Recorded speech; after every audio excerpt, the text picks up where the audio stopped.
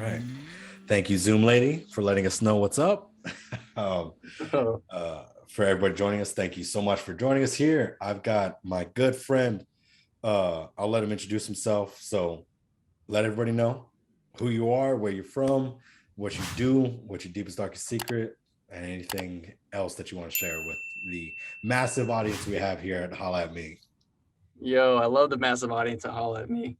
So my name is John Filippone, and I know Markus from back in college. When we were in college, we were both in Phi Mu Alpha, and I'm pretty sure there was some like joint events or something. That's how I have you on my social media. Yeah. But anyways, so I was in band, and then I became a software engineer. But when I was in Genesis, I was the conductor, and I kind of, went off and did my career, and then tried to get back involved. I recently moved back to Austin, Texas, and got more involved. And I actually sit on the board now at Genesis. And this latest project I did was the drum major course. So kind of like to promote that a little bit, but for the most part, I'm just the guy who does software for a living and then tries to do band. And I've got my studio set up because I like doing covers and singing. And actually, fun fact, this studio is in the Genesis office right now. Oh, really? Yeah, they're kind enough to let me put it here. That's awesome. Let me do my stuff here, especially because you can imagine, as practicing anything, when you have roommates or anything like that, it's really hard. So definitely can be a struggle. Absolutely.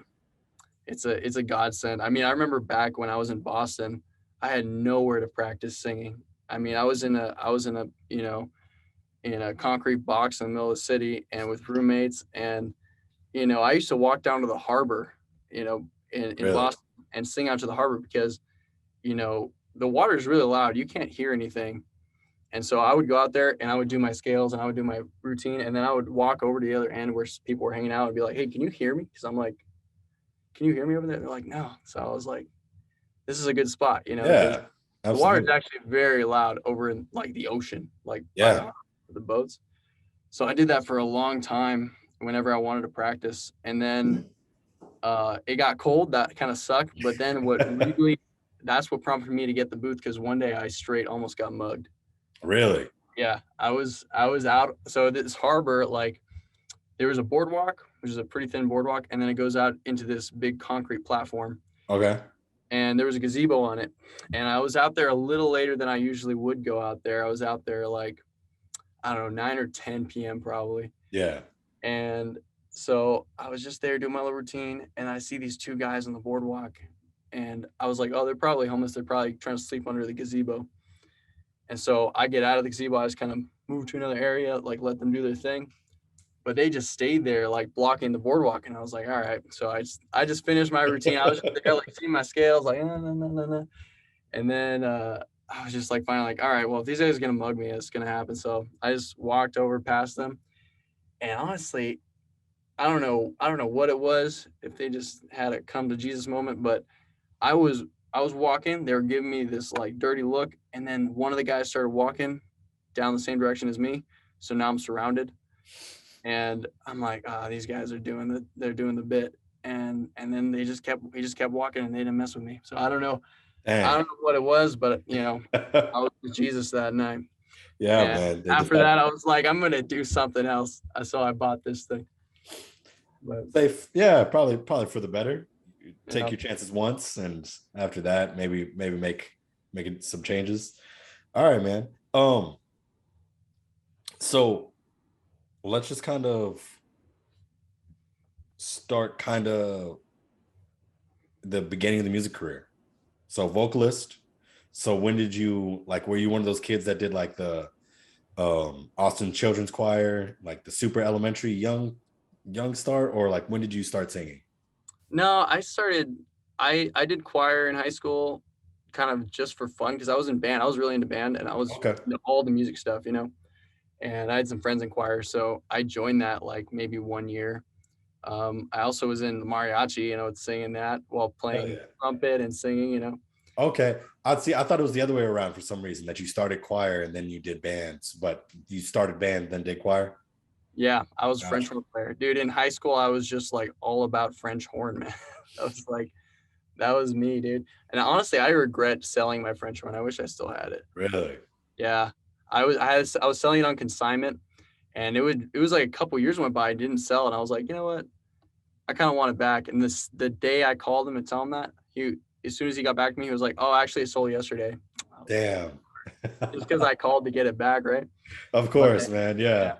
So yeah, I actually kind of wish I still had it. But yeah, I was first in band, and then I mean, I love singing.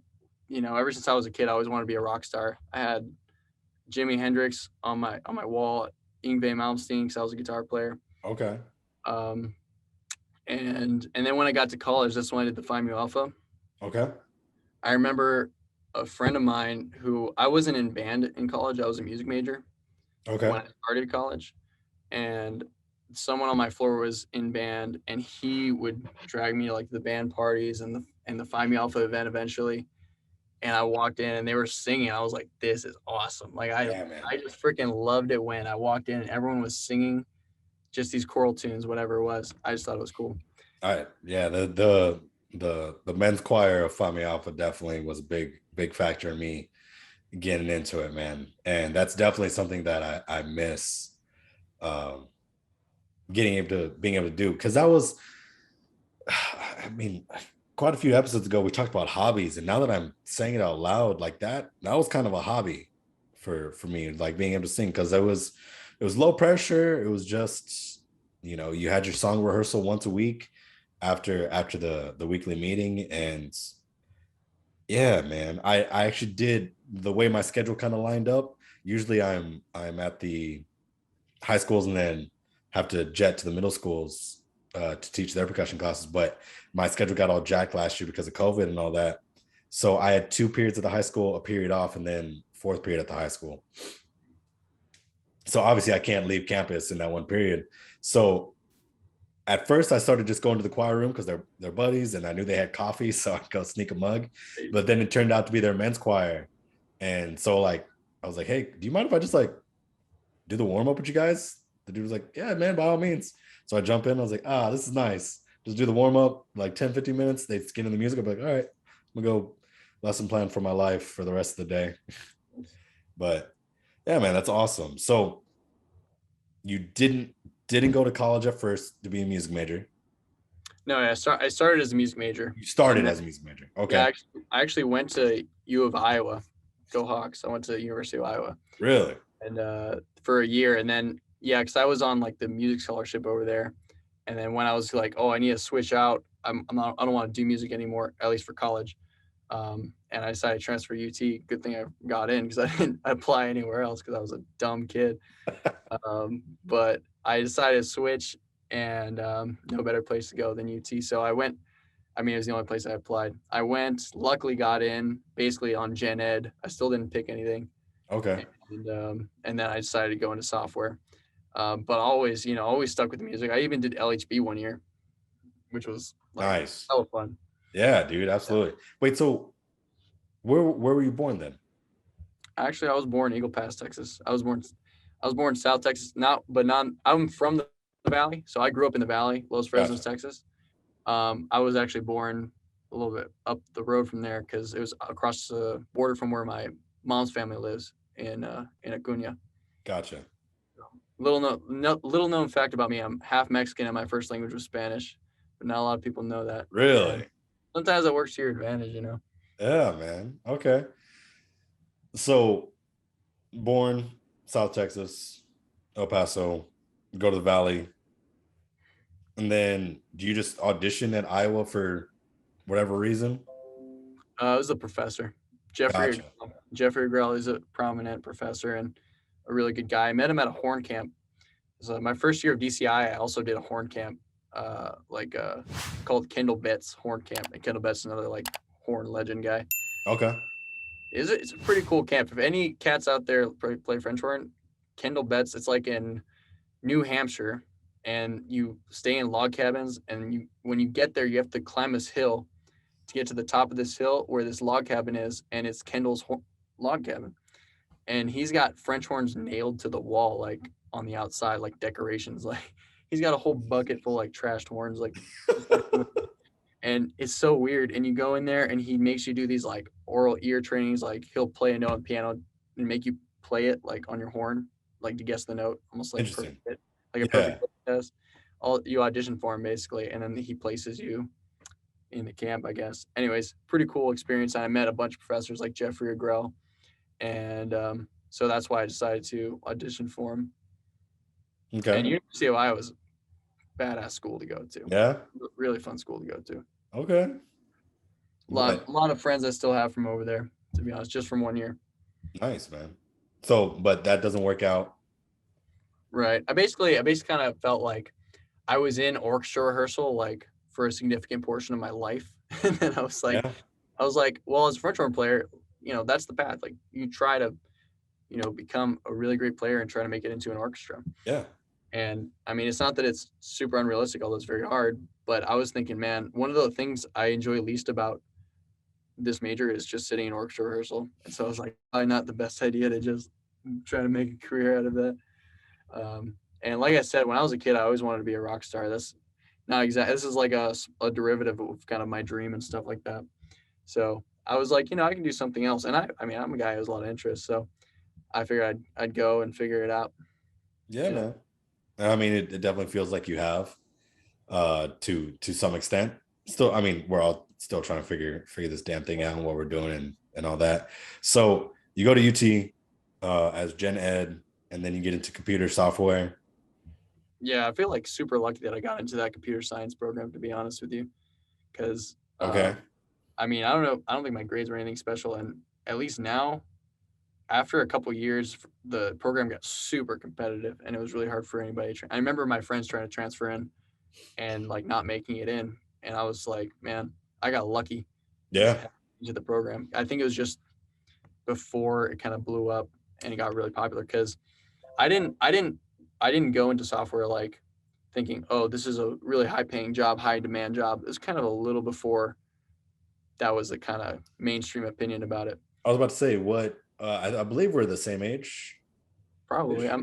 I'm 26, going 27. All right. So yeah, I'm 28. So similarly, so you transfer into UT 2013? Um, yeah, fall 2013, Okay. my first semester there. So And yeah, then right before it, the big push in the computer science community. So I yeah, think you just so. made it. I think so. I mean, I think I just got lucky getting into the program, and then I actually I actually did really bad because I was always doing so many things. I was like on the wrestling team, and I was in the band, and I was in fraternity stuff. Yeah. My mind was everywhere, and I actually had a year I dropped all my classes except for one because I was failing all my classes. Damn. And I'm never been one to be like failing classes. Um, but at that point in my life, I was focused on other things, and I decided, you know what, I need to drop everything except for this one class because if I dropped that one, I'd be behind like 2 years or Yeah, like by a year. So that kind of prerequisite stuff. for sure. So I did that, and it was the best decision ever because all I did that semester, because I felt like a bum because I quit, is I stayed in the library like all night, in which you could do back then at UT. It was open Yeah. 24 hours. I think because of COVID, they changed it. Yeah, man. But you could stay there 24 hours if you're a student, and I would stay there like all the time because I didn't have nowhere to go until I got a job. Because it just like kicked me in the butt to like go do something, and I was like, well, I got to learn everything, Yeah. and I got to make some money. Yeah. And luckily, I snagged this gig at ARL, which is a UT lab, Okay. a software gig, part time, and I did that for 2 years, which was like probably what made me successful. Like that was the turning point for me because I was able to get my job out of college, almost a year in advance of graduating, and it was because of that. Nice, man. That's awesome. I've never been good at like software interviews ever. Even still, I'm not good at software interviews. But I remember the guy was like, "Well, you sounded really passionate about your work at the lab and stuff." That's how I got into my gig and then other gig. I feel like I talked my way through this whole career. Don't tell anybody.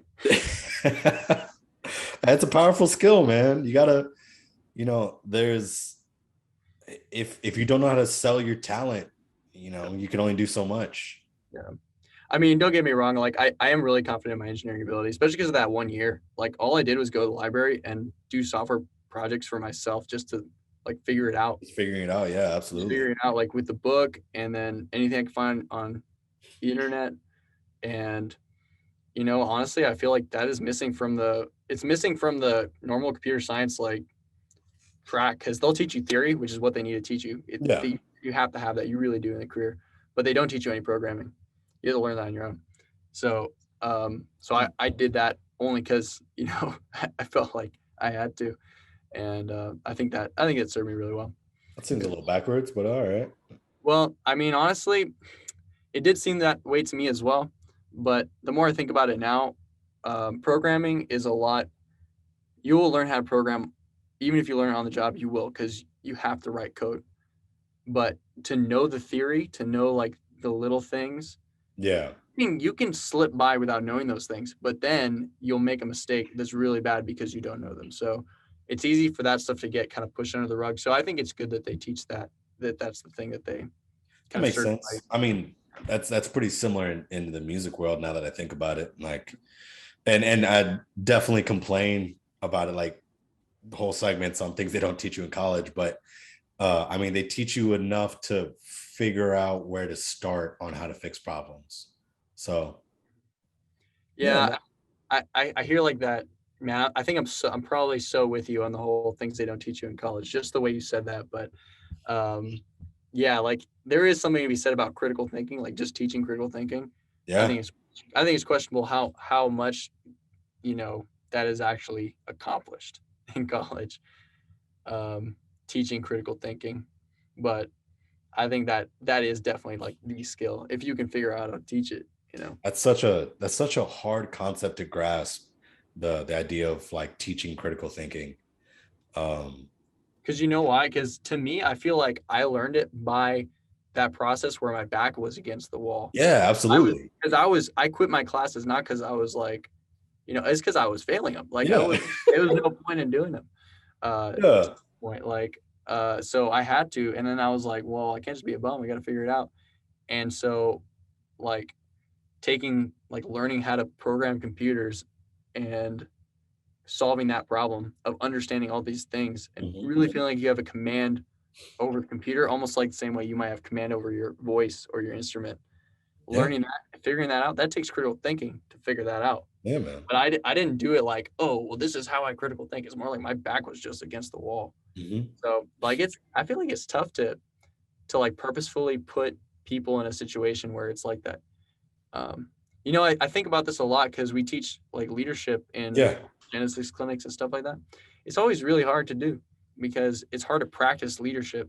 You end up kind of sitting around a room and talking about topics, which has a lot of value to an extent. And I always feel like the most valuable part of any leadership clinic is just meeting the people that are there and yeah, gaining relationships because the actual activities themselves, it's almost just like stuff to talk about so you can meet the people and see someone who you can learn from, but it's really hard to actually put those things into practice. And so what we always do is with our clinics, I mean, we try to do like activities and stuff kind of almost like they would do in like a corporate training. But I really think the ideal thing, which is what we do in our actual leadership retreats for Genesis for the kids that are in the program already, mhm, is we have a retreat.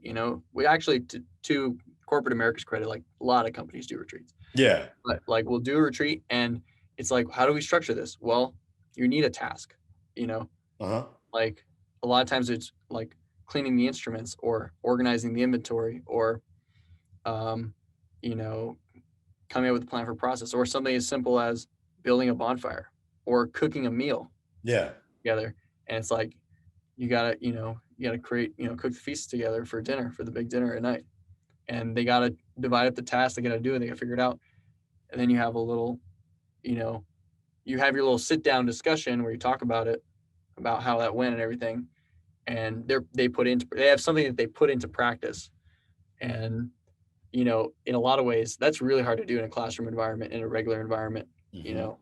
take them away and kind of put them in a position where they have to deliver. If you don't cook the dinner, you're not eating dinner. So in a way, you're putting that pressure on them. Yeah. We're not going to order you pizzas. You know what I'm saying? So Yeah. at the end of the day, if they were starving, we'd order them pizzas, but they're not. They're going to cook dinner, and so they're going to figure it out. It's almost like you put their back against the wall a little bit, but that's so hard to do in a normal environment. Yeah, man. And it's so like I said, we had this clinician in there today at my rehearsal, and we were kind of going, he was debriefing me about everything that he saw, things that he liked, things that he said that could be improved upon. And my teaching is based off of necessity. Like I learned how to teach because I was like asked to go teach, even when I wasn't ready. And so he was asking me like, where did X, Y, and Z come from? And I was like, I, I made it up, and it worked for me then, and I just kind of keep molding it over the years, and now I get to this point where it's not working at the level that it was, and that's why like you're here, dog. Like you're here to like he was a little timid at first on like how real uh to be with me, and I was like, dude, no, like yeah, you're gonna hurt my feelings, but like that's the whole point, is for you. Like obviously I'm not doing it at the highest level because I'm not, you know BOA Grand Nats band or what have you. Like obviously I have some stuff to improve on, man, so let me know what it is that I need to improve on. So had this pretty lengthy conversation on um what to improve on, what to change, what like roots of issues and all those kind of things, man. So Yeah. That I heard you talking about that too in another one of your podcasts about how you went in, you were expecting something else, and it turns out they wanted you to do so much more, and then yeah, you had to just figure it out, and you were kind of thrown in the deep end. But man, what you're describing right now, that just tells me that where you're working at, you've got a really good culture, whether it's coming from you or that's the way it is, of having a humble environment where everyone's willing to just learn from each other. And I've experienced both ends of that in my career in software, where mm, you have these guys who are, been there for 30 years at IBM, and they're stuck in their ways, and they're in a position where they are teachers, and that's good. yeah, But they also some have an attitude that they can't learn anything. yeah, And I mean, they're still valuable because they are good teachers and they know a lot. So it's not that they're not valuable. absolutely, But then you step into another culture where you have someone who's, very experienced and very smart, extremely smart. And when you talk, they listen. And that is really impactful for a new person who is, even if, they don't have a lot to offer, like it's impactful when people, show that they actually want to listen to what you have to say yeah, yeah, and yeah, actually believe that you might have a great solution. So that's a really good yeah, culture man. to. I like to think I'm a pretty humble dude, and are really capable of expressing humility. Um, I mean, I found I got this one quote, and I'm trying to remember what it is, but it's like, I'm just an egomaniac with a inferiority complex. Like, I think I'm the, I think I'm the shit, but I'm still the worst person. Like, so A lot. I can relate to that a lot. That's probably what I am. yeah, man, and I You're never good enough. yeah, I think that's a good place to be. Like, have the Kind of is. the the gumption to think like I'm gonna do the best thing ever, but then also like realize like I have no idea what I'm doing. I should probably ask for some help. Yeah. So Yeah. Like long term humility, short term egotistical maniac, or maybe it's the opposite. I don't know. You gotta have big dreams. Maybe it's the yeah, opposite. Long term egomaniac, short term humble, ask for help. yeah, man. Like I me and the homies back in the day when we were going teaching indoor in San Antonio, like my buddy for like the longest time, he was just like, let's go change the world. And I just kind of took it as like a brush off. But, as the years went on, like that's it really kind of the motivation going into it was like, this is it took until I had this he was a history professor, kind of super blow off class. I was not taking it serious, like it was just one of the prereqs that I had to take. But he was like, everybody in this room has a little bit of I want to change the world in them. And I know that because you wouldn't be in college otherwise. Like you were putting yourself in a situation that allows you to grow. So therefore, you are trying to change the world, whether or not your world is, just your family, the somewhere like you where you're with a company, or like a Genesis family, me where I'm at my high school, middle school programs. Like the world changes, but like that's the world that you can change. Yeah, I mean, I think the way I think about it is the world the way it is that way because of certain people. Yeah, It didn't just happen. yeah, man. For better or worse, it is. That's what it is, man. And a lot of times I think it's not intentional, but a lot of it is intentional. You know, a lot of things are done intentionally, Yeah, and I think it's so powerful to get around certain people that have that mindset that have done things because it opens your mind. Is I mean, there's listening to phrases like you said, like let's go change the world, or like UT's slogan or whatever is, I can't even say it verbatim. I don't know what it is, but it's like what starts here. It's what starts here changes the world, and that is just a slogan until you meet someone who really believes it because they really yeah, did, and that's so powerful. It's so powerful to get around people like that. And I'm actually personally, I'm constantly in search of ways to do that. That's something that in my life I'm trying to figure out.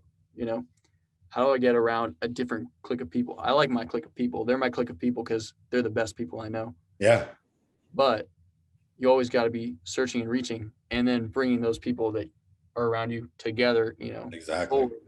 But I'm always reaching. I'm always reaching to try to find new people. Yeah, man. And that's what I love about doing the podcast, man. Like just getting the opportunity to talk to people about whatever level of thing. Like I love chopping it up with the boys, just kind of catching up on the week, but then also getting to talk to someone like you who's attached to the band world, but not to the same level or the same lane as I am. And just like getting your how you get there, why you're there, why you continue to be there. So that being said, let's get into the Genesis world. So you started with just being a conductor, right? No, I started playing mellophone. Did you play mellophone beforehand? Okay. Yeah.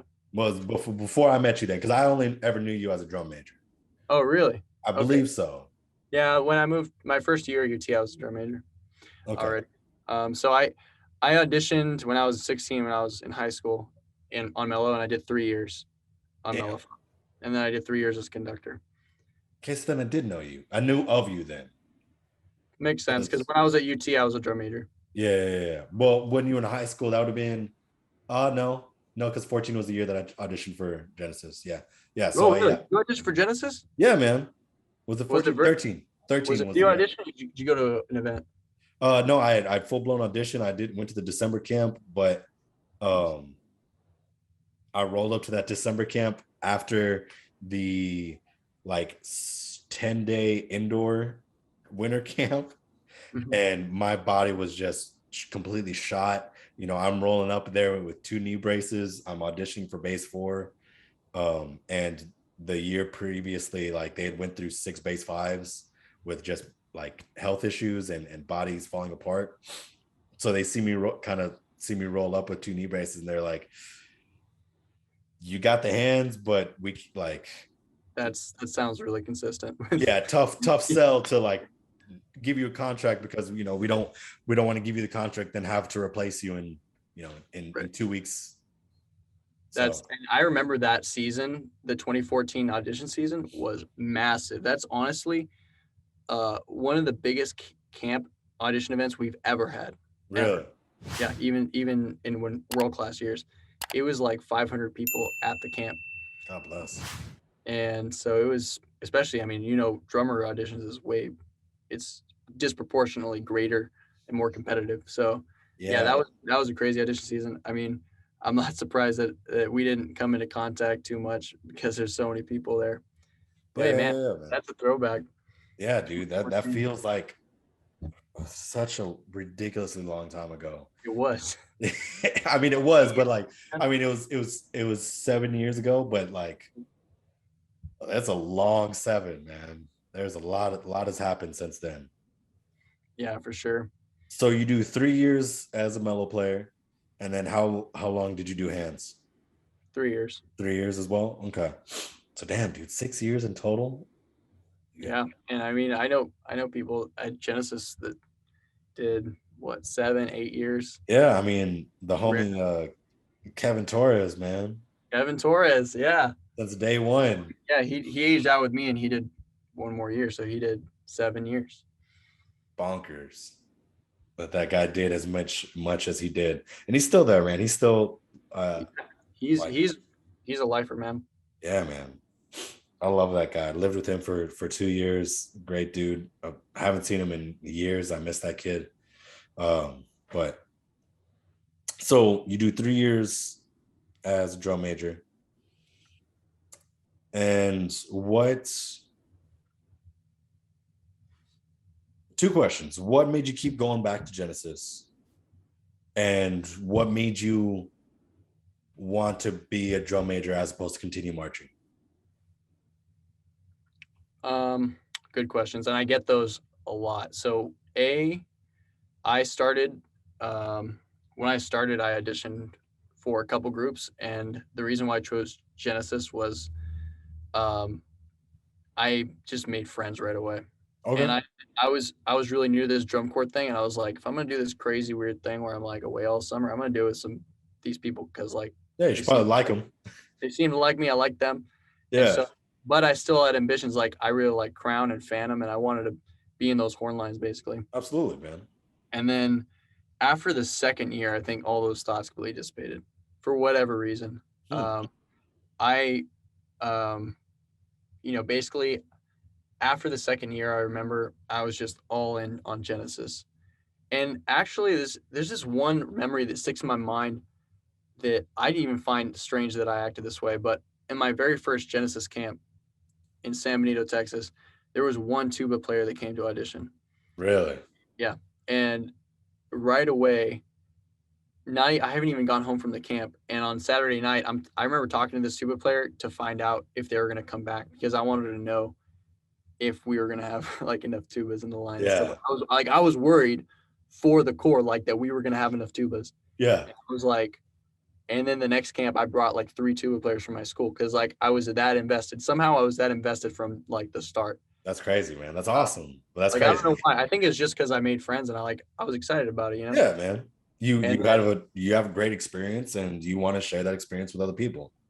yeah, and so I don't know what it was about the Genesis experience, but I was all in. And after 2 years, what happened was I was kind of over drum corps in general. And the only reason I did Genesis because I freaking loved being, that was my clan. That was my Yeah. people where I belonged.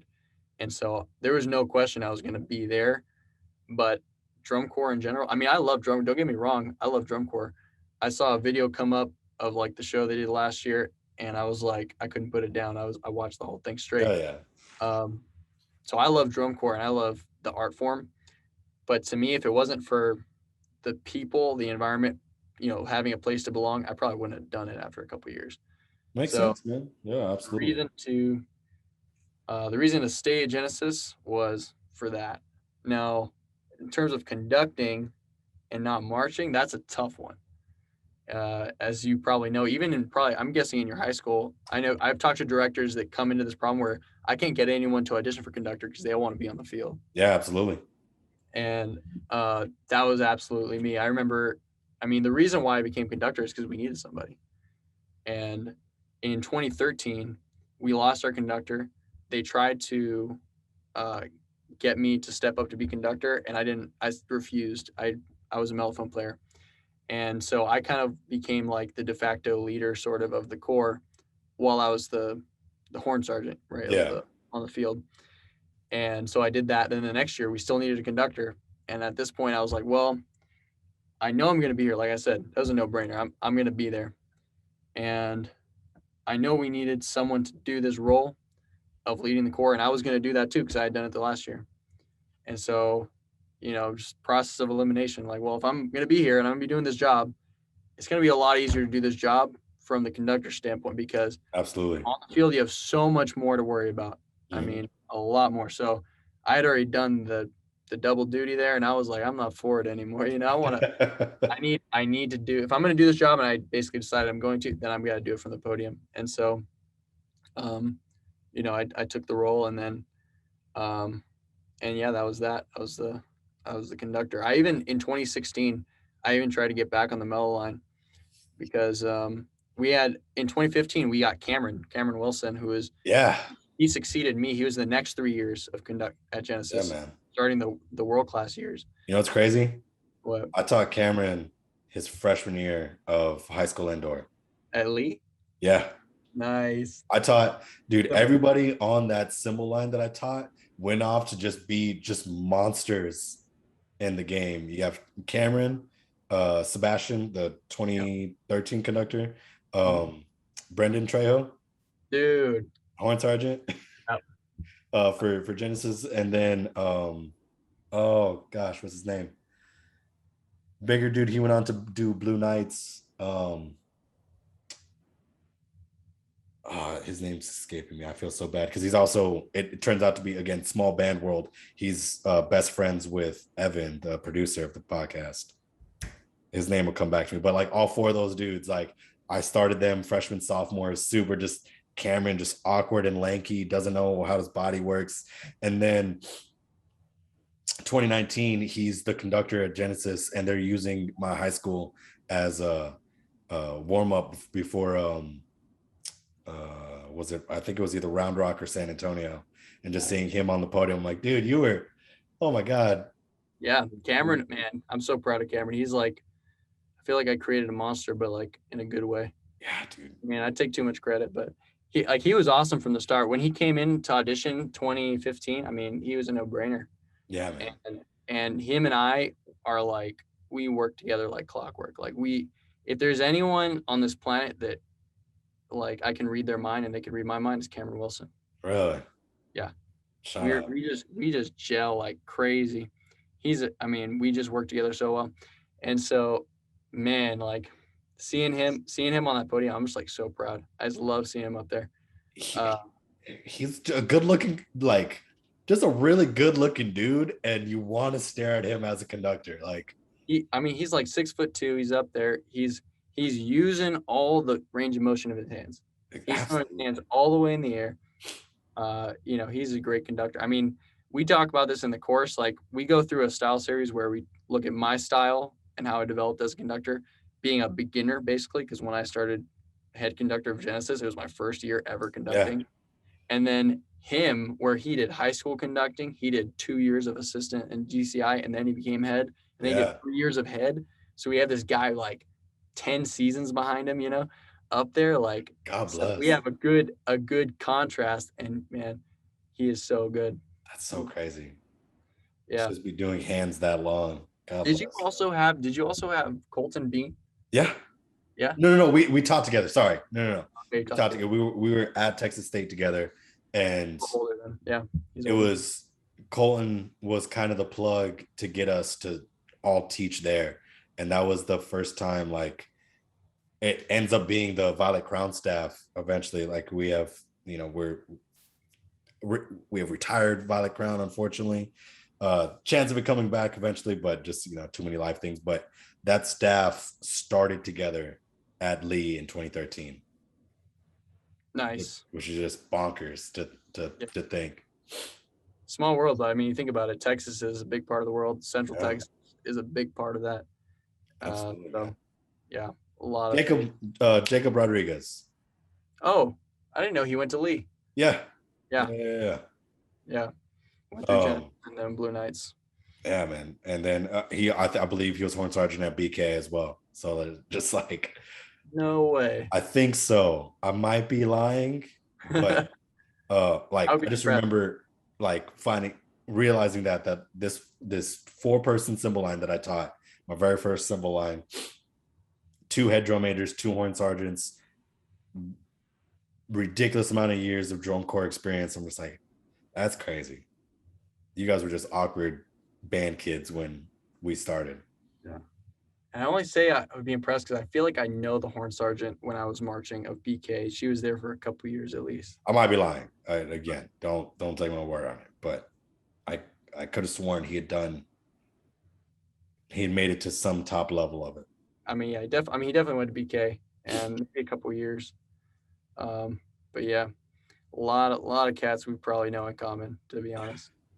Just runs deep, man. Between Phi Mu Alpha, between drum corps, and just like the offset of just the marching band worlds, like there's a plethora of people that we know, and it's always funny, like on like the Facebook suggested friends, just like, and it's like, especially when it's like just 3 people that friends in common, and none of those people match up at all. It's like, right. It's like, this is from drum corps, this is from, like, Find Me drum corps kid. There's a kid from Florida from middle school. Don't know how you know him. And then a kid that I went to college with for a semester. How do you know these people? Right. Okay. Yeah. Well, it was back to that point that we went off tangent. It was we picked up Cameron, and he was such a star that the next year for 2016, his second year, I was trying to convince Chris, our director, to put him on the head podium and let me march. But it was no dice. It was no dice for that. But yeah, man. Everyone wants to march, man. Everyone. Yeah. I don't have regrets, but the things that I know I missed out on was getting that marching drum corps experience. But it just wasn't in the cards, man. Life happens. Now we're on the other side, just full-blown teaching. So what relationship do you have now with Genesis? So I want to say it was about a year and a half ago, I joined the board, and as kind of the alumni chair on the board. Okay. So myself and a few other alumni, we kind of try to get together once a month and talk about, projects we can do for the Corps. We're starting kind of these beginnings of an alumni association. So that's one thing.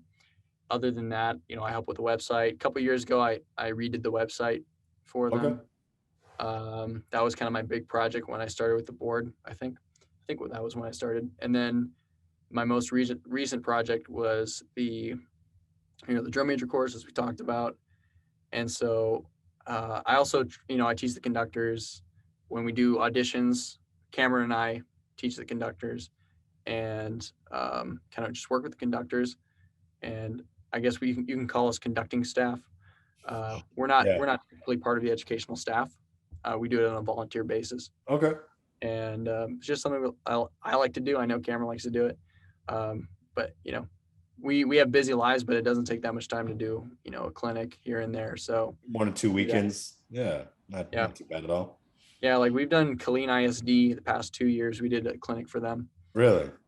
Which helped. It helped actually a lot to refine our curriculum, because we have a very specific curriculum that we teach, and it's it was good to get us some experience in teaching it to kids that not only are fresh, but they actually also have their own styles at their school they're accustomed to. And, conforming to that, learning how to teach. Actually, I filmed the last clinic we did, and it's like another one of those humbling experiences that gives me a ton of respect for teachers, because I reviewed the film, which was a lot. It was a whole weekend. I was like, damn.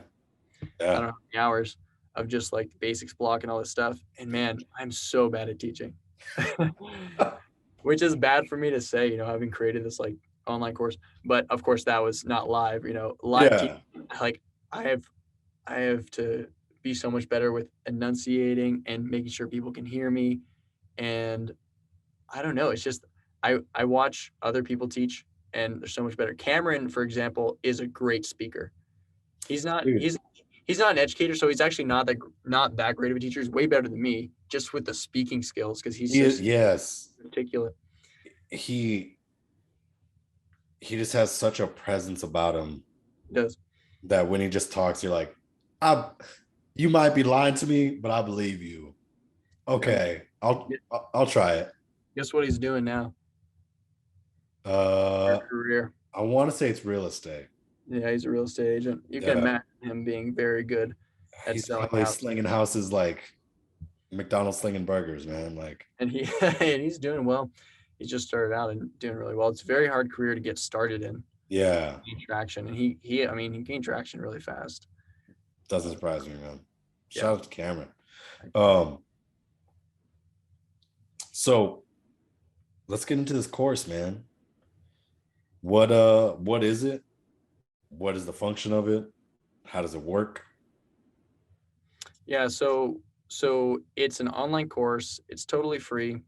It's it takes you through our conducting curriculum and also a ton of other topics having to do with being a drum major in a practical sense. So we go through, give you kind of a basic rundown. We go through posture, fundamentals, patterns, gestures, style. We go through metronomics, drum major team stuff like working with your team. Um, what else is escaping me? There's a lot of topics, and we just basically try to think of all the things that we teach our drum majors. Okay. Cameron and I kind of formulated that into a bunch of different little segments and videos that we can teach in different lessons. And then we wrote the scripts. Cameron and I did the voiceovers in this booth right here. We got in this booth and we recorded all the voiceovers. And then we hired Hens Bread Productions, which is a local film company, and had him come out to spring training, basically from this past season, and film with us. So we got the drum majors in the classroom, the 2021 team. We filmed them demonstrating all this stuff, and they did an awesome job. I'm honestly super proud of them because they are displaying that technique like textbook. Heck yeah, man. And I mean, we auditioned them in 2019 for the 2020 season, and they went through the whole COVID season, and so they had been with the technique for 2 years, even though three of those guys are new. That's awesome. And they ended up looking like textbooks in that course. Hell yeah. At least according to what we teach. And so yeah, we have them demonstrating it, and we have, I want to say it's like almost 50 lessons. It's like 48 lessons. I think it's a total of like 3.5 hours of video content. And honestly, most of the videos are less than 3 minutes or even less than 2 minutes. Okay. But Cameron and I did the series that takes up probably like 1.5 to 2 hours of solid reaction videos. We did this series, which I love, where we reacted to our shows that we conducted when we were a drum major, and commented about. In one round, we did it about style, like I mentioned before. Yeah. We're talking about how like our style developed over time for new conductors, so they can kind of learn from that kind of practical sort of, you can see it happening. Okay. And we did a whole other series where we talked about field timing, which I feel like nobody talks about. Dude, super important and definitely one of the most forgotten about things. Like if I were to, like, the thing I'm most curious about what people think about the course is that series, because we teach you patterns, teach you fundamentals. It's our technique. It's a really basic technique. I mean, almost everybody uses our technique. It's not You're not reinventing the wheel. Not at all. And so people are going to see that like, yeah, okay. For a new conductor, it's very useful. For most people that or educators, they're going to be like, okay. But the field timing stuff, I feel like there's stuff in there that even most band directors would find interesting. Absolutely. In terms of field timing, because we're talking about like, okay, here's a 2014 show. We're starting this off. The battery's way over there. What's happening? How did we get this to line up with the front someone who's already playing? Because it was very hard. And you can, and we're talking about these situations like that. And we're talking about, okay, in the 2017 show, for example, of Genesis, the show was designed phenomenally for field timing compared to the other ones. Now, I don't know a lot about show design. I know you write your shows. So like, that's why I'm curious. I hope you watch, like, I'll tell you which ones I would really love for you to watch, because from a show design standpoint, I think it's really interesting how you have a lot of what I would call like just timing errors, written errors, like something that's literally impossible to do in time, for sure. Like something that takes trial and error to get in time. Just from a sound standpoint, it's not possible. Like almost anytime someone comes in from behind someone else who's already playing, depending on the distance involved there, how exposed the part is. I mean, it could be really bad or it could be really subtle, not a big deal at all, and you play right through it. Yeah. Depending on the positioning on the field. So we talk about all that stuff because there's a lot of subtleties. We do a whole like video that's all about listening on the field and how sound dynamics work and how, you know, the relationship of where someone's positioned and who's playing and whether that means you should listen or watch and what you listen to and how that changes as things move around. And it's like one of the longer videos, like 5 minutes, because it's explaining some stuff that I feel like no one ever. Dude, even at 5 minutes, that doesn't feel, that's for as important as that topic is, and as many bands that get tanked for that issue, like that's probably hands down got to be the most valuable thing. And you know, when we were editing it, I was very, very picky about the video because I was like, these arrows have to be perfect. They have to be going the same speed because it's the speed of sound that has to represent, you know, I'm like, Yeah. I was very picky about the way it was being displayed because it's so hard to grasp and I don't want there to be any confusion. So that was one of the videos we worked the hardest on. And I hope it's valuable to a lot of people because, like I said, that's one of the gems in the course to me personally that Yeah. I think it's going to help a lot of people. I wish I could put a little star on it or something. Like, I want to see what band directors say about Super it. important band Yeah. director info. Yeah. I want to see what they say. I'll probably put it in some post or something, like some segment of it, and like Yeah. on Instagram or something. Definitely. Yeah, man. Absolutely. That's, I mean, we're going through that right now. Just the way like the intro is set up, didn't elicit having drums playing. And it's a front ensemble start with a, what is it? Front ensemble and woodwinds go all the way back to the front hash, like just kind of scattered out.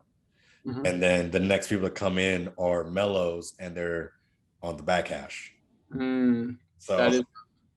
And how are you handling it? How are you? Not well. Well, what's the theory? How do you guys? Well, we flipped it to where everybody's facing backfield now. Mm-hmm.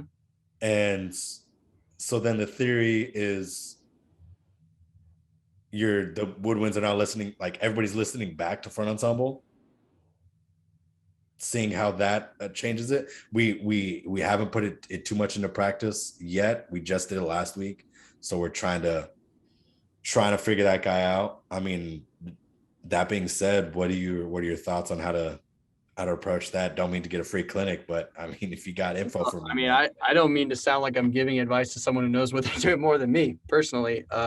Dude, I teach drum and feet. That's that's my only concern because I know that I'm not a band director, but in the course, the way that we approach that sort of problem is a very common problem. Entrance from behind someone who's already playing, very common, and it's written all the time. And to me, I call that a written error. Now, it's not an error because, I mean, you look at the awesome band shows that are out there and the DCI shows, they do this all the time. So it's not like off limits or anything. But in a purely like physics standpoint, it's not possible to line it up. And you can get close. So what I would do if you had an experienced conductor is you ask them to get a little bit, you have the front ensemble, they should be on their own. They should be rocking. Yeah. They're not looking at the drum major. They can maybe check on the drum major or whatever, but in general, at least in my experience, the front ensemble, if they're playing by themselves, they're rocking and they know the tempo. Yeah. And even if I was as a conductor, like trying to show them the tempo, if it's not what they were playing, it's not going to work out. They know the tempo. Like they practice it all the time. So they should be rocking. And then the drum major, when it gets to the point where their mellows are going to come in, they should be a little bit ahead of the beat. Not a different tempo, but their hands should be like, depending on how far they are. If they're, like you said, back hash, that's like. That's, yeah, it's a substantial. It's substantial. And we do that exact thing in the video. It's like, you put a snare drum. Have you seen this demonstration where you use the snare drums? I think so, but go ahead and refamiliarize me with it. So first demonstration is we put a snare drum on the front sideline and one on the back hash. Then the back hash one taps off and the one in the front taps with them. So it's together because the one in the front is listening back and the sound is moving all together toward the front. Then we do the opposite. The front one taps off and then it's totally off. It's like really off. Sound has to go to the back, by the time the sounds at the back, the sounds already got to the audience, like way before it even hit the back snare drummer. And then the back snare drummer plays, and then it travels to the front. So it's a huge delay. Yeah. That's what listening forward sounds like. It's a huge delay. So the thing about turning around, it doesn't change that. Damn it. Because what matters is not where the bells are facing. What matters is where the audience is. Yeah. Okay. It doesn't matter what it sounds like from backfield. It matters what it sounds like from where the audience is. So that's why and we talk about this in the course when we talk about backfield conductors. Backfield conductor, you should get used to it's never going to sound together. As long as the battery's on the field playing and the front ensemble is playing and the battery's not like right next to the front ensemble, they're never going to sound together. Yeah. The front's listening back to the battery. The battery never listens forward to the front ensemble. And so the sound's together at the audience, but at the back audience, it's totally not. Now I feel like, the objection to that is like, well, we have, a lot of times like college band shows, they turn around and they play to the other side. And what happens is like, they're not doing like crazy intricate stuff college band shows. They're like, the battery's in the middle of the field. They got horns across the entire field because they're giant.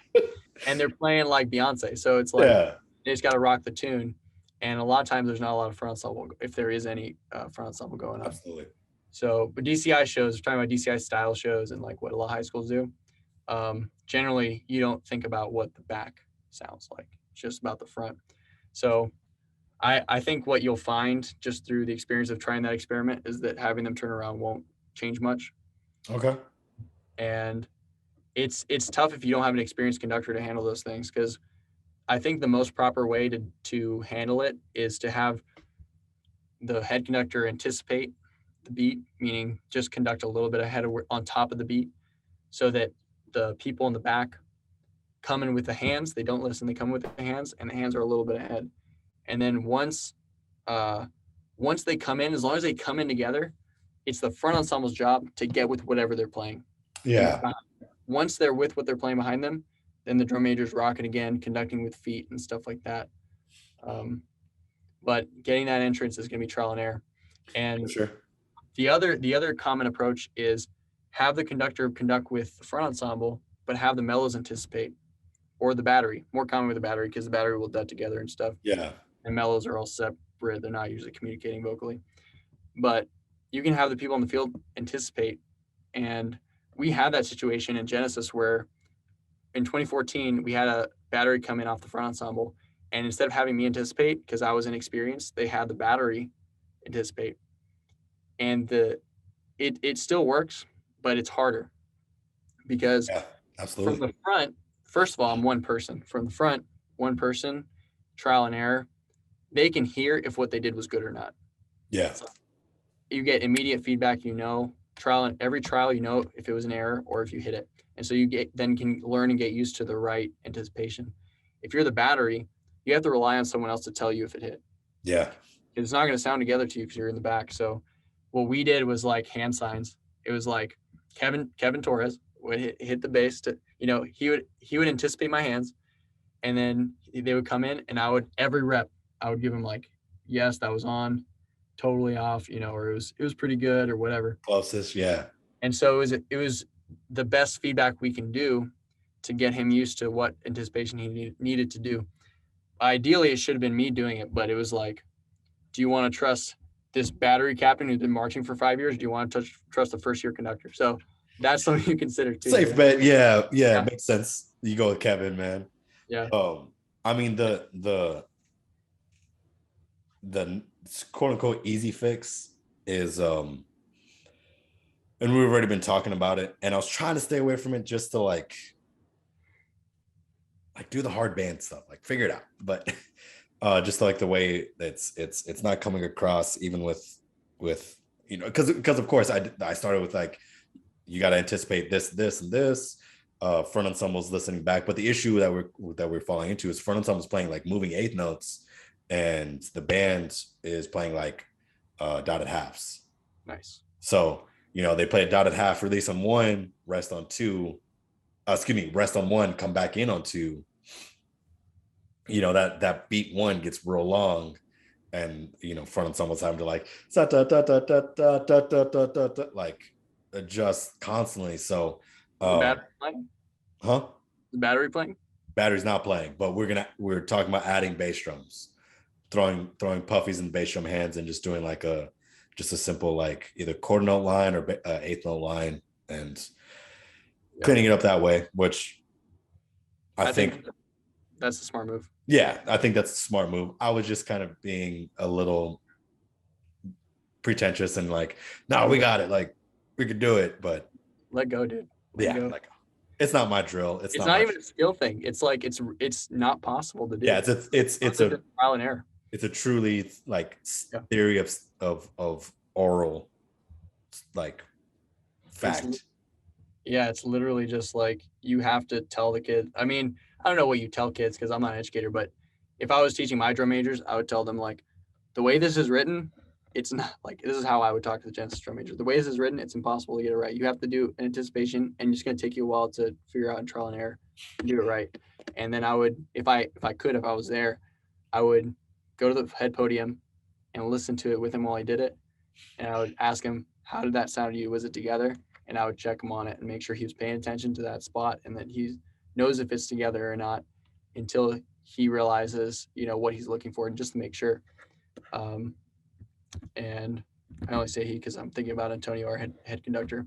But it's a very hard thing to do. I think it's very smart to keep the battery playing something, even if it's soft, in a front ensemble feature or whatever it is. Keep them clicking on something. Keep them on rims. Keep them, say, bass drum quarter notes. Like, I think that's a very smart way to arrange.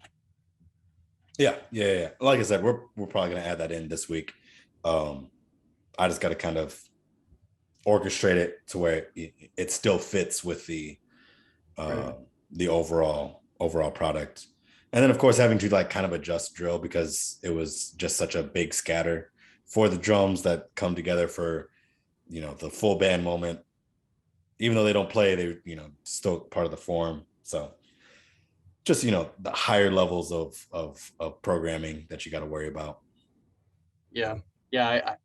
I was so critical when I was doing that field timing reaction video, which me and Cameron like filmed in like one take, like 5 hours of reviewing field timing, which we could do because Cameron's awesome and like we just get along so well. But man, just like once I get to that 2017 show and I was like, wow, this is staged so well and it's arranged so well for field timing. Like it just made me realize those 2014 and 15 shows that we reviewed. I was like, man, that was hard stuff. It was hard in a way that perhaps it could have been written in a way that it was a little easier. Yeah, man. Field orchestration. Battery like come out and come back in. Just keep them doing something like stuff like that. Simple things to make life easier. Absolutely. Yeah, and man, I just from my experience of working with Genesis, but also being in the band world in general, and watching people like troubleshoot timing issues, it made me realize that this is a very understood topic. And that's why I'm so excited to hear what people say about it, poke holes in it and the stuff that we teach, or just be like, wow, this is enlightening, hopefully. I mean, at the very least, we're just basically teaching what our experience is.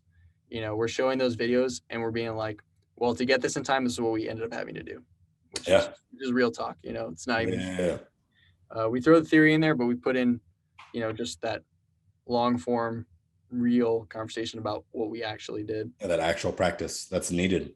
Yeah, which sometimes it seems counter to the theory, because a lot of times the best thing you can do is try a bunch of different stuff, and that's generally what people do. It's like, well, let's have them watch these people's feet, or let's have them dut and them listen to the dut, and people come up with all kinds of solutions, and a lot of times those things, because it also depends on the performers and what they do best and stuff like that. So it's not really a huge theory thing. We say that too at the end. It's like, this is the theory. Keep this in mind. You should know the principles, but in a real situation, it's pretty complicated. And so you want to keep the stuff in mind when you're trying to, debug these situations and figure out what the best thing to do is. Yeah, man. It can get complicated. You got to adjust accordingly, man. Absolutely. How are we doing on time, man? I don't want to keep you. Oh, I'm good. I could probably go another 30 minutes or so. All right, man. Yeah, perfect. Yeah. Don't want to rush, but also don't want to overextend the visit. Okay. Anything else with this program? Well, I guess I'd just like to say that I hope that people see it as a resource. That's what we kind of see it as. We said, let's put something out to the community that is something that we didn't have when we were marching. Like me and Cameron, this is what me and Cameron kind of felt like. We consumed like probably every drum major video that we could find in YouTube when we were marching. Yeah. Every article we can find about conducting, and we would have to go into like the wind ensemble world and the orchestra world to learn about conducting. And so we wanted to create something that, you know, kids can use without, let's say you have a kid who is interested in being drum major, but they're not part of that clique, that friend group that the drum majors are in. So they don't feel comfortable going and saying like, can you teach me how to conduct? We want to provide something for them. We want to provide something for anybody who's passionate about this stuff. And we know how conductors are, we know how those band kids who want to be drum major are. They're very into it. And we wanted to serve those, those students. But at the same time, we want to serve the educators who want to provide something to those, conductors and guide them and, guide those drum major candidates who want to learn how to do it so they can audition, or provide an asynchronous learning tool, which is something we learned a lot about during COVID, at least on the Genesis Yeah. side. We were kind of forced to do it, but there were a lot of positives to it. Like, we were forced to kind of put together curriculum virtually that we give them. And then when we got together, things run a little more efficiently because you did some homework. Yeah, absolutely, man. And so I hope that, some educators see it that way as well. Like it's a tool you can give your students and then come back and teach for those that do teach their conductors. And yeah, I see it as something that hopefully gets kids excited about being conductor and also helps kind of preserve the activity. I talked to a lot of band directors, like I said, on the road, who told me that they had a hard time getting drum majors to audition. Yeah. I'm like, I hope this thing gets them excited, because there's stuff, where we're talking about just like what it's like to be a drum major. That's like half the course. And yeah, I hope that people dig it. I hope that they use it. And I hope that when it's time for them to pass on drum major to the next, student, and they're asking, hey, how'd you learn how to conduct? I hope they, pass them over this course. Absolutely, man.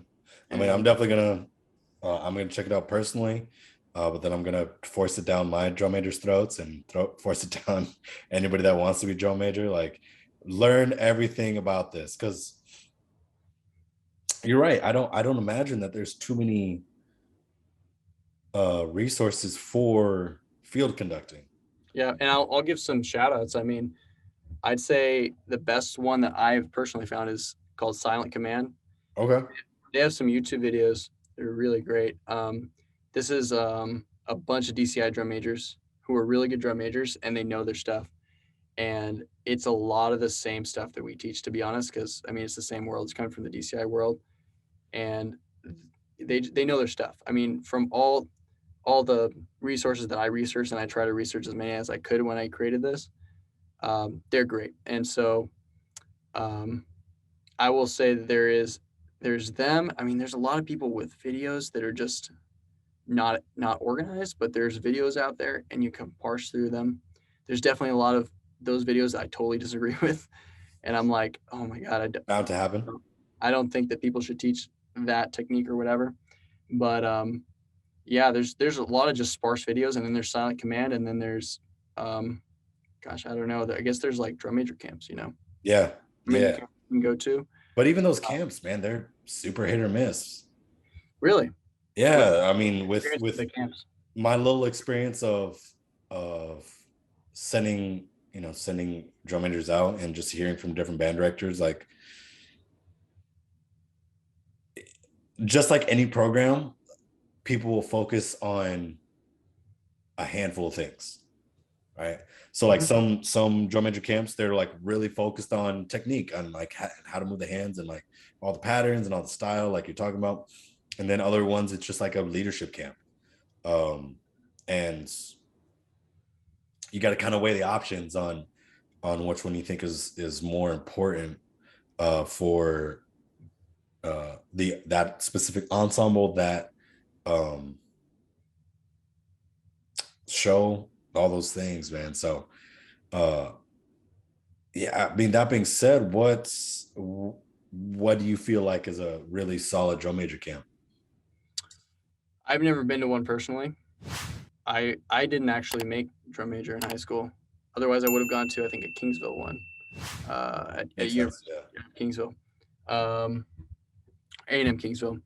But I kind of heard through the grapevine and through obviously the network of what they're like.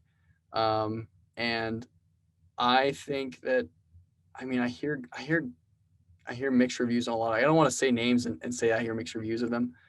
But I guess I don't know any that really stand out as I know that they're really, really quality. And that's what I'm saying. That's the issue, is that everybody has mixed reviews on every drum major camp. Yeah, I mean, to me, it's a rough model because what they're trying to do is basically sell as many spots in these live events. I mean, I know they're doing the virtual ones now, but that has its own challenges when you're scaling. So you Yeah. get like 300 to 500 people is what I hear, like maybe 200 to 500 people Jesus. somewhere, and you try to teach them conducting. And I just know from my experience of drum corps camps, 500 is insane to deal with. And that's like counting, people in a big horn line arc and like, drummers and stuff where you take Yeah. turns with drums and teaching. I mean, I know they must get a bunch of staff, but it's really hard to get a good teacher student ratio. And it's hard to also make sure that even if you have a good ratio, that you give everyone individual attention. Just because, I mean, I know we did the Colleen clinic and we would have like 12 to 15 students and 3 instructors both times we did it. And so with that ratio, you can give good individual attention, but even it's still hard to make sure that you do it. So it's just, I would never go into that model. Like when we thought about how do we serve the drum major community best, that's one of the most obvious things to do because that's what everyone does. It's like, why don't we compete in this kind of industry or whatever?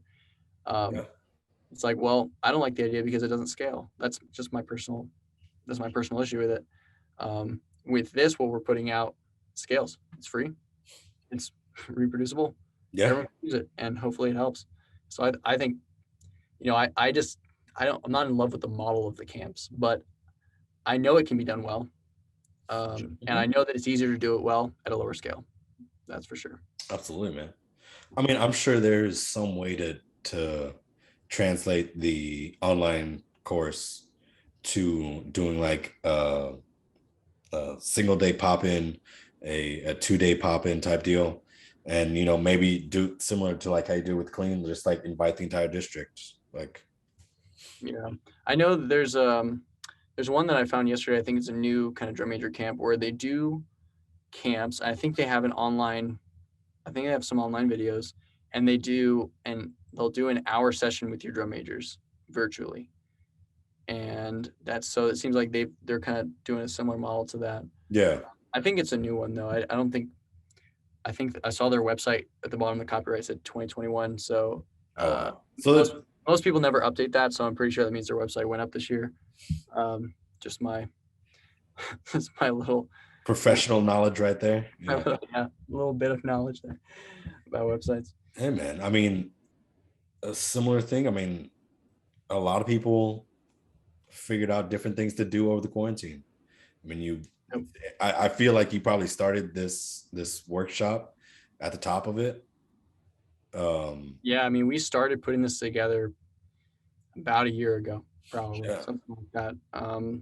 That's when we really got serious about putting together all the lessons and everything. We threw out a lot of ideas of what we can do. The way I looked at it is, I hope this thing is massively successful, but if it's not, then it's basically my audition packet for the drum majors that go through Genesis. It's like, instead of giving them a PDF, go through this 3-hour course and bare minimum, yeah, man, and learn the technique basically. So I know it's going to be a great tool for that. I'm strongly looking forward to seeing the conductors that come in because they're already going to know the technique, and it's going to be. Well, at least they should. If they don't, well, if they don't, they don't. That's what we're there for, to teach them. But if they know it, then we can teach them more advanced stuff. Exactly. More stuff. Yeah. But all right, man. I mean, anything else that you want to say about the course? No, just go check it out, man. Go download it. I hope it helps. I hope it helps your students, and share if you like it. Share it. Beautiful. I mean, I'd love to have you in person at some point in time, and especially since you're just down in Austin. I saw that post of your studio going up. Yeah, man. We'll be. I mean, this is episode 99. This is dropping Thursday, and the plan is to record Sunday, episode 100 in the new studio space. So I'm excited. Excited being there. We're about 70% done with it. We just got to kind of do all the wiring and the last little fancy tidbits. But once it's up and running, man, I'd love to have you on, and keep it on a more personal level, as opposed to me just trying to take whatever audience I have to push out this program that you created, man. Which, I mean, like I said, I'm definitely going to be checking it out, and highly encourage my team to look into it, man. To pick whatever bits of knowledge they can out of it, even though we are as late as we are into the season. Yeah, like I mean, I'm so down to go check out your studio. I mean, I'm excited for you because I'm gonna do the same thing soon. When I get once I finish my house, I know you're working on your house, or whatever you're doing with it. Yeah, man. We didn't even get to talking about that, but as soon as I'm done with that, I'm gonna set up my own kind of apartment studio for music stuff. That's awesome, dude. Yeah, I'd like to see what you're doing with it. Yeah, dude. I'd love to share it with you. But yeah, man, I want to talk to you about the more in-depth ideas on things that you like about music. You obviously know a healthy amount of recording and laying tracks. So definitely get into all the music production side of things, as well as any other, like, what's a random, like, let's leave a cliffhanger so you have to come back. But what's something that's not band or programming that you're super into? Not band or programming. I mean, the thing that I'm super into is writing songs. Dude. It's something that I've done like almost secretly for like ever. Like on my phone notes, I'm afraid I'm gonna run out of storage. In fact, my biggest fear in life is that I will lose. I need to back this up, because if I lose the voice notes on my phone, I would have a bad day. I would probably voice notes. But it's a lot. I mean, I just throughout my day, I just think of a melody. I'm like, gotta record it. And then when like my like fidget habit is to like just go through them like at night and just like listen to them and be like, oh, that one sucks. that could be something. Okay. I'll like think of lyrics to it, and then I'll like re-record it, and then I'll put in the same name. That's something I love doing, and I've done it forever. And I haven't really. I've cut one track with my friend that's on Spotify, but I haven't really released any of my own. Dude.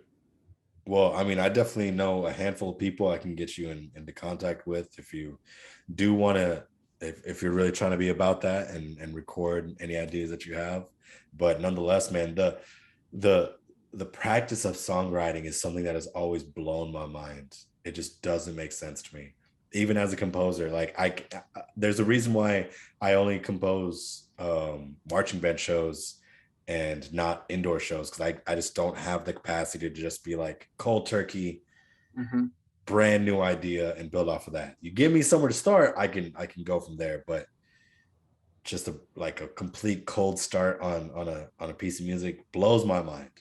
Yeah, it sounds cliche, but it's got to come to you from somewhere else that you don't know where it's coming from. Absolutely. That's why I always have my voice notes ready, because and I used to run into this thing where I'm always self-conscious that I'm just stealing something. Like I've got this tune in my head because I listened to a song in like the grocery store, and now I'm just singing some Harry Styles tune or something, and I don't even know it. But of course, after a while, I feel like I realized that's actually not happening. It's just sometimes things hit you, and you got to be ready to put it down on paper.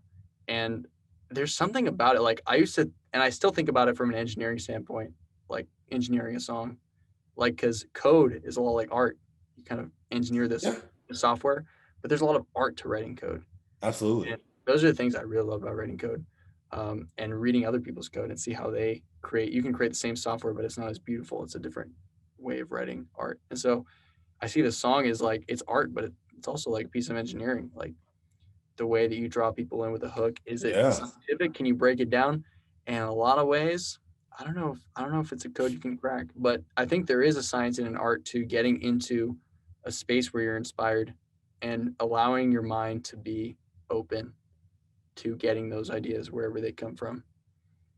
Like today, Yeah. I was just watching like a TikTok or something. Like I don't know what it was, Instagram, whatever. And someone was talking about that movie Back to the Future, and they just said they said the word 1955, and then I just stopped, and I was like, 1955, and I just kind of like just came up with this random melody. And I thought for a second, like, is that some random Harry Styles tune or some Justin Bieber or something? I don't think so. And so then I just got this already. I literally just walked around my room today, just walked around the house today, just singing that tune and writing a whole hook for like probably 2 hours. That's awesome, dude. Just like that's the only reason why I remember that tune, because it was like literally today. But I feel like it's almost like a time sink. Like it happens all the time. But I like doing it, so whatever. Yeah, man. As long as you enjoy it, man, why would you not do it? Yeah, I feel that way. Absolutely, man. Well, any final thoughts? Any final words? Tickets of motivation? Words for the kids? Anything before we bounce for the evening? Don't do drugs. Be a drum major. That's for the kids. Powerful message from John Filippone, ladies and gentlemen. Well, dude, I greatly appreciate you jumping on with me, even it being as late as it is. So I greatly appreciate it, man. I thought it was a great time. I'm stoked to see your studio and talk about all kinds of other stuff. Like I said, man, I talk for hours about this stuff. Yeah, man. It's the whole point of this. I just like talking to people about things that they like. So more than happy to have you on in person in the future. But I appreciate you being on here. Everybody that's rocked with us all the way to the end, thank y'all very much. Hope you guys enjoyed the episode. Y'all be easy. Peace.